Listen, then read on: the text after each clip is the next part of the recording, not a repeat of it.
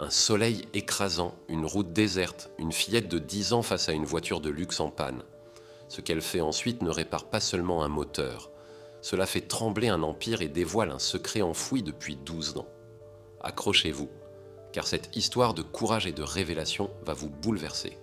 Abonnez-vous à la capsule temporelle et mettez un pouce bleu pour plonger dans cette aventure épique.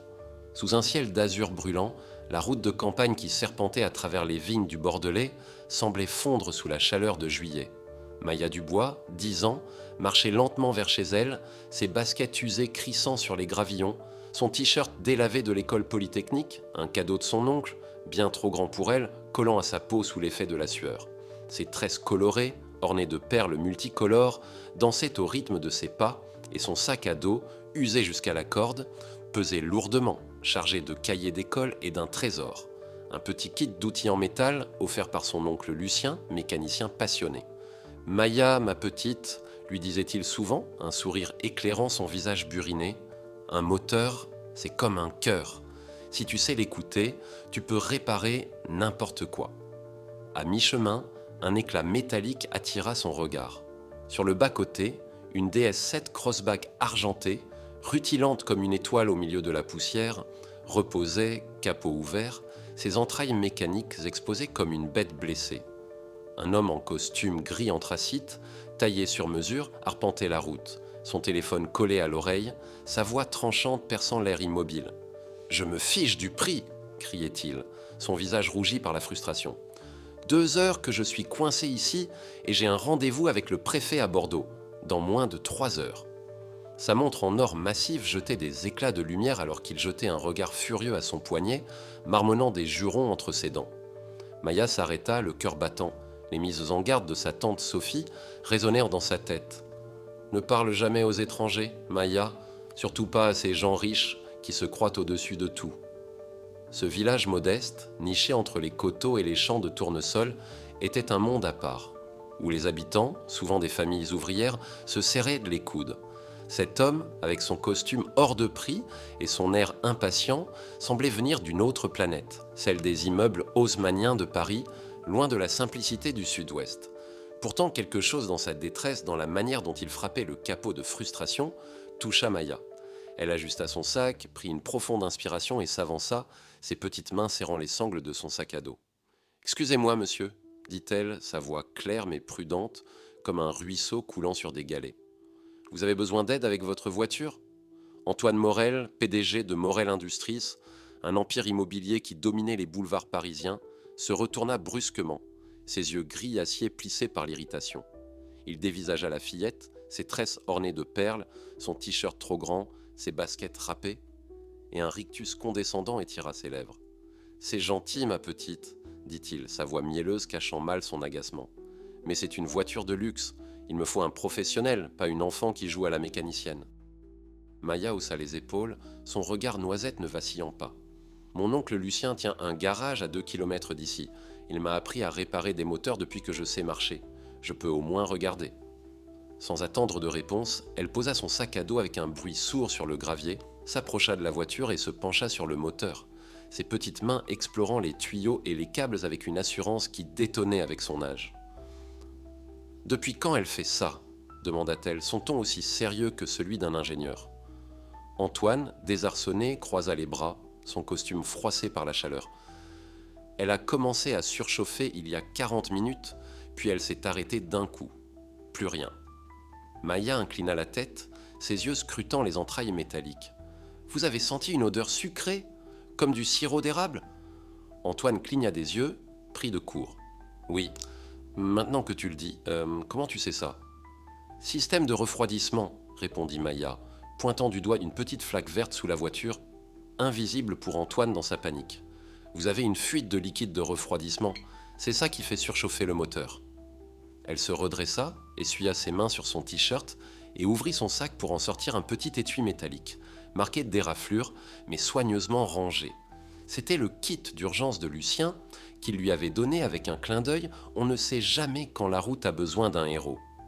Avec une dextérité surprenante, Maya localisa le tuyau endommagé du radiateur.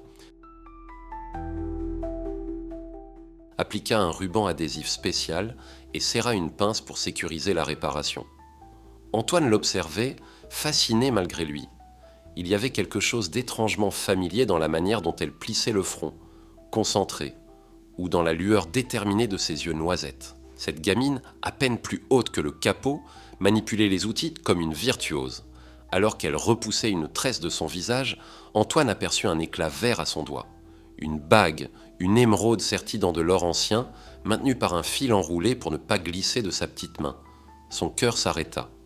Cette bague, il l'avait vue 12 ans plus tôt dans un orphelinat nommé les Petits Anges, à Périgueux. Il l'avait glissée au doigt d'une fillette prénommée Maya, une promesse naïve qu'il reviendrait pour elle, une promesse qu'il n'avait jamais tenue, emporté par les ambitions de l'empire familial. « D'où vient cette bague » demanda-t-il, sa voix rauque, presque tremblante. Maya baissa les yeux sur l'émeraude qui scintillait sous le soleil. « Elle était à ma mère adoptive, Claire. Elle est morte l'an dernier. » Une ombre de tristesse voila son regard, ses lèvres pincées un instant. Elle disait que c'était le symbole d'une promesse importante, mais elle n'a jamais expliqué laquelle. Antoine sentit un frisson lui parcourir l'échine. « Je m'appelle Antoine Morel, dit-il, tendant une main hésitante, ses doigts manucurés contrastant avec ceux de Maya, tachés de graisse. « Enchantée, Maya !»« Maya Dubois, » répondit-elle, serrant sa main avec une fermeté inattendue. « Je peux faire une réparation temporaire pour que vous alliez jusqu'à la ville, mais il faudra ajouter de l'eau pour remplacer le liquide perdu. » Antoine hocha la tête, encore sous le choc. « Tu es vraiment doué, » murmura-t-il, presque pour lui-même, tandis qu'elle terminait son travail avec une efficacité qui aurait fait rougir un mécanicien chevronné. Lorsqu'elle eut fini, il proposa de la ramener chez elle pour la remercier. Maya hésita, ses yeux scrutant son visage comme pour y lire ses intentions, mais elle finit par accepter, montant dans la déesse avec son sac à dos serré contre elle. Pendant le trajet de 15 minutes vers le village, la climatisation de la voiture offrait un répit à la chaleur étouffante. Antoine posait des questions apparemment anodines, son ton léger masquant une curiosité grandissante. « Tu vas à l'école ici ? Depuis combien de temps tu vis dans le coin ? Avec qui depuis que ta mère est partie ?» Maya, assise bien droite, répondit avec simplicité « Je vis avec ma tante Sophie et mon oncle Lucien. Ils m'ont recueilli après la mort de maman. J'ai toujours vécu ici, enfin depuis mes 3 ans. Avant, j'étais dans un orphelinat, les Petits Anges, à Périgueux. Il a fermé juste après que Claire m'a adopté. » Antoine sentit son pouls s'accélérer. « Les Petits Anges ? Tu es sûr ?» Sa voix trembla légèrement, et il serra le volant si fort que ses phalanges blanchirent. « Oui, » dit Maya, fronçant les sourcils face à sa réaction. « Pourquoi ? Vous connaissez cet endroit ? » « Je l'ai connu, il y a longtemps, » répondit-il, son regard fixé sur la route, l'esprit ailleurs. Lorsqu'ils arrivèrent devant la maison de Maya, une petite bâtisse aux volets au bleu et au jardin fleuri de lavande, il lui tendit une carte de visite, son logo Morel Industries gravé en lettres dorées. « Maya, si tu as besoin de quoi que ce soit, n'importe quoi, appelle-moi. » Elle prit la carte, ses yeux scrutant l'inscription avec curiosité, puis le remercia et sauta hors de la voiture. Alors qu'elle courait vers la maison, la bague émeraude scintilla une dernière fois dans le soleil couchant. Antoine, seul dans l'habitacle, sentit ses mains trembler. Il sortit son téléphone et composa un numéro. « Julien, dit-il à son enquêteur privé, sa voix grave, trouve-moi tout ce que tu peux sur l'orphelinat Les Petits Anges à Périgueux et sur une fille nommée Maya Dubois, tout de suite. » Ce que Maya ignorait, en agitant la main pour dire au revoir à cet étranger en costume, c'était que cette rencontre fortuite venait d'allumer la mèche d'une bombe. À Paris, dans les bureaux vitrés de Morel Industries, Julien, l'enquêteur, déterra des dossiers poussiéreux. 12 ans plus tôt, Henri Morel, le père d'Antoine, avait racheté l'orphelinat pour une somme dérisoire, prétextant des irrégularités financières. Dans les documents, le nom de Maya Dubois apparaissait souligné en rouge avec une note manuscrite cas spécial. Contactez HM. Ce détail glaça Antoine. Son père, un homme à la poigne de fer qui avait bâti un empire sur les immeubles parisiens, cachait quelque chose. Pendant ce temps, dans la petite maison aux volets bleus, Maya s'assit à la table de la cuisine où l'odeur du pain frais de sa tante Sophie emplissait l'air. Lucien et Sophie échangèrent un regard grave avant de s'adresser à elle. « Maya, il faut qu'on parle de ta mère, » dit Sophie, sa voix tremblante. Elle tendit une enveloppe jaunie, scellée par le temps. Claire était infirmière à Les Petits Anges. Quand l'orphelinat a fermé du jour au lendemain, elle t'a emmené et s'est enfuie. Elle a changé vos noms pour te protéger. Elle nous a fait promettre de te donner ceci si quelqu'un de la famille Morel ne venait à croiser ton chemin. » Maya, les doigts tremblants, ouvrit l'enveloppe. À l'intérieur, une lettre écrite de la main de Claire. « Ma chère Maya, si tu lis ceci, quelqu'un des Morel t'a trouvé. La bague n'est pas qu'un bijou. C'est une clé pour des secrets qu'ils feront tout pour cacher. Sois prudente, mais sois courageuse. Tu es spéciale et ils le savent. Si cette histoire de mystère enfoui et du courage d'une fillette vous tient en haleine, ne ratez pas ce qui suit. Abonnez-vous à la capsule temporelle et mettez un pouce bleu pour suivre cette saga palpitante jusqu'au bout. » Antoine, de retour à Paris, plongea dans une enquête obsessionnelle. Les révélations de Julien étaient troublantes. Morel Industries avait orchestré un programme secret, baptisé Projet Prométhée, visant à identifier des enfants aux talents extraordinaires, comme la capacité intuitive de Maya à réparer des machines complexes pour les exploiter dans des applications industrielles et militaires.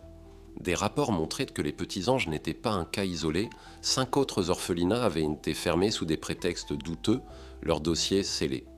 Plus troublant encore, le frère de Claire, un employé de l'orphelinat qui avait posé trop de questions, était mort dans un accident de voiture suspect, 1 an après la fuite de Claire avec Maya. Un journaliste d'investigation, Marc Lefebvre, du journal du Sud-Ouest, flairait la même piste. Il avait reçu des tuyaux anonymes sur des expériences non éthiques menées sur des enfants dans les années 2000. Antoine, déchiré entre la loyauté envers son père et la vérité qui émergeait, se rendit à Périgueux pour fouiller les archives locales. Dans un vieux bâtiment municipal, il trouva une photo jaunie.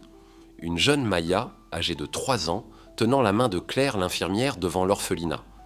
À son doigt, la bague émeraude brillait déjà, un cadeau qu'Antoine, alors jeune idéaliste, avait offert à l'enfant en promettant de revenir, à promesse brisée par les ambitions de son père. La confrontation était inévitable. Dans la tour de verre de Morel Industries, au cœur de la Défense, Henri Morel convoqua une réunion d'urgence. Les cadres, en costumes impeccables, s'agitaient nerveusement autour de la table en verre fumé. Henri, retiré sur la Côte d'Azur mais toujours maître des lieux, entra, son visage habituellement impassible, déformé par la colère. « Où est Antoine ?» rugit-il, frappant la table si fort que les verres d'eau tremblèrent. Comme invoqué, Antoine poussa les portes doubles, son visage calme mais ses yeux brûlants d'une détermination nouvelle. À ses côtés se tenait Claire Dupont, une procureure fédérale au regard perçant, son tailleur noir aussi tranchant que sa réputation. « Désolé pour le retard, papa », dit Antoine, sa voix d'un calme glacial. « Claire a des questions sur Projet Prométhée. » Le nom fit l'effet d'une déflagration. Henri blêmit, ses doigts crispés sur le bord de la table. Projet Prométhée était un secret absolu, un programme clandestin pour exploiter les talents uniques d'enfants, comme Maya, des prodiges capables de résoudre des problèmes mécaniques ou scientifiques avec une intuition presque surnaturelle. Antoine connecta son ordinateur à l'écran géant et une cascade de documents apparut. Dossiers de 48 enfants, testés dans des laboratoires secrets, contrats avec des industriels militaires, vidéos de réunions où Henri ordonnait de sécuriser les sujets à fort potentiel. Une séquence montrait Claire, la mère adoptive de Maya, fuyant l'orphelinat en pleine nuit, une enfant dans les bras, tandis qu'un garde recevait l'ordre de la retrouver à tout prix. Les portes s'ouvrirent à nouveau et Maya entra, petite silhouette déterminée flanquée de Lucien, son oncle, et de Marc Lefebvre, qui portait une caméra diffusant en direct sur les réseaux sociaux. La salle retint son souffle. « Maya, » murmura Antoine, ému, « tu n'avais pas à venir ?»« Si, je devais, » répondit-elle, sa voix claire résonnant dans le silence. Elle leva la main, la bague émeraude scintillant sous les néons. D'un geste précis, elle tourna la pierre, révélant un compartiment secret. Elle en sortit un minuscule dispositif de stockage, à peine plus grand qu'un ongle. « Ma mère était plus intelligente que vous ne le pensiez, » dit-elle à Henri, ses yeux ne sillant pas. « Ce dispositif contient toutes les archives de Les Petits Anges, vos réunions, vos ordres, vos plans pour exploiter des enfants comme moi. » Marc Lefebvre prit la parole, sa caméra braquée sur Henri. « Ceci est diffusé en direct sur X et YouTube. Plus de 15 000 personnes regardent en ce moment. » Henri, acculé, tenta de reprendre le contrôle. « Tu n'as aucune idée de ce que tu fais, Antoine, » siffla-t-il. « Cet empire vaut des milliards. Tu vas tout détruire pour une gamine ?»« Je détruis des mensonges, » répondit Antoine, sa voix dure. « Les mensonges sur les petits anges, et les 5 autres orphelinats que tu as fermés pour couvrir tes expériences. Des agents de la police judiciaire firent irruption, leurs insignes luisant sous les lumières. Henri, menotté, lança un regard venimeux à Maya. Elle s'avança, droite comme un i, et déclara « Ma mère m'a appris que les machines cassées se réparent. Mais les gens cassés, eux, doivent se réparer seuls. J'espère que la prison vous en donnera l'occasion. » L'empire Morel s'effondra sous les yeux du monde. Les actions chutèrent à la bourse de Paris, et les enquêtes judiciaires révélèrent des décennies de corruption, d'expérimentations illégales et d'intimidation. Antoine, renonçant à son héritage, trouva un nouveau sens à sa vie. Il investit sa fortune personnelle dans la création du Centre du Bois pour jeunes inventeurs, construit sur les ruines de l'orphelinat à Périgueux. Le bâtiment, autrefois un lieu de secret, devint un phare d'espoir, avec des ateliers lumineux, des laboratoires high-tech et des salles de classe où les enfants pouvaient rêver grand. 5 ans plus tard, Maya, désormais 15 ans, arpentait les couloirs du centre, ses tresses toujours ornées de perles, mais son regard plus assuré, empreint d'une maturité forgée par son passé. Elle repérait les défauts dans les systèmes électroniques avec la même aisance qu'elle avait réparé la déesse d'Antoine. La bague émeraude, qu'elle portait désormais sans fil, brillait à son doigt, non plus un mystère mais un symbole de vérité et de résilience. Antoine, vêtu d'un simple jean et d'une chemise, loin des costumes de la défense, travaillait à ses côtés, finançant des bourses pour des enfants issus de milieux défavorisés. Il avait troqué la gloire de l'Empire pour la satisfaction de donner une chance à ceux que son père avait exploités. Lors de la première cérémonie de remise de diplôme du centre, Maya monta sur la scène face à une foule d'étudiants, de parents et de donateurs. Les murs de l'auditorium étaient ornés de photos, l'orphelinat d'autrefois, les manchettes des journaux annonçant la chute de Morel Industries et une image de Maya, à 10 ans, tenant sa boîte à outils. « À 10 ans, j'ai réparé la voiture d'un inconnu sur une route poussiéreuse », commença-t-elle, faisant tourner la bague à son doigt. Cet acte a révélé un réseau de mensonges, mais il a aussi ouvert la voie à quelque chose de meilleur. Ma mère, Claire, disait que les systèmes cassés ne se réparent pas, ils se reconstruisent de zéro. C'est ce que nous faisons ici, ensemble. Cette histoire de courage et de renouveau n'est que le début. Abonnez-vous à la capsule temporelle et mettez un pouce bleu pour découvrir d'autres récits inspirants de héros ordinaires qui changent le monde. Rejoignez notre aventure. Quelques semaines plus tard, une lettre arriva, scellée d'un cachet officiel. Elle venait de Valérie Morel, la sœur d'Antoine, qui avait renoncé au nom de famille après le scandale et travaillait désormais comme procureure à la Cour de justice de Paris. « Grâce à ton témoignage et aux preuves de la bague, écrivait-elle, nous avons découvert 5 autres orphelinats impliqués dans des programmes comme les Petits Anges. 37 enfants ont été sauvés. Ils aimeraient te rencontrer, Maya, quand tu seras prête. » Assise dans le bureau du centre, entourée d'Antoine, de Lucien et de Sophie, Maya lut la lettre, un sourire doux éclairant son visage. Un sentiment de paix l'envahit. Ce qui avait commencé par une rencontre fortuite sur une route de campagne s'était transformé en une révolution silencieuse, démantelant un système qui prospérait sur l'exploitation des plus vulnérables. Le vrai pouvoir, dit Maya, regardant les enfants jouer dans les jardins du centre, où les tournesols s'élevaient vers le ciel, ce n'est pas l'argent ou les immeubles, c'est changer la vie des autres. À l'entrée du Centre du Bois, une nouvelle plaque fut dévoilée, gravée de mots simples mais puissants. Chaque talent mérite d'éclore, chaque enfant mérite la liberté. Des cendres d'un empire bâti sur la cupidité, naquit un nouvel héritage, porté par le courage d'une fillette, la vérité d'une bague et la promesse d'un avenir meilleur.